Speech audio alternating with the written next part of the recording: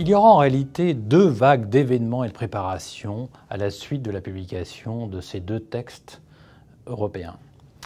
En premier lieu, les États membres auront 2 ans pour transposer un grand nombre de dispositions relatives à la préparation et à la publication de l'information financière et des comptes. Tout devra être en place en 2016.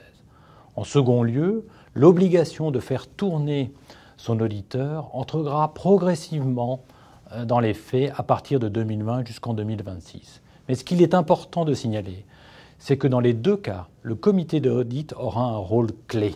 Et je le signale puisque son fonctionnement et sa composition ont été renforcés par ce texte européen.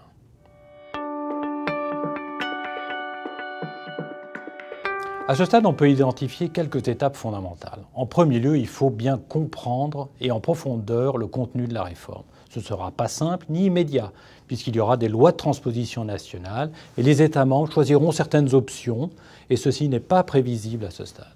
Deuxièmement, il faudrait évaluer le fonctionnement du comité d'audit et le préparer à ses nouvelles responsabilités, voire réviser sa composition si cela est nécessaire. Troisièmement, évaluer la performance de l'auditeur actuel et clarifier la date à partir de laquelle il faudra le faire tourner.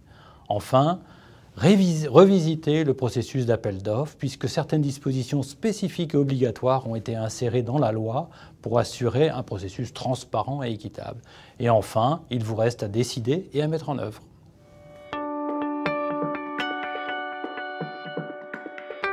L'un des objectifs de cette réforme, qui sert d'ailleurs l'intérêt général, est de rétablir la confiance des investisseurs au moyen d'une information financière sincère et contrôlée.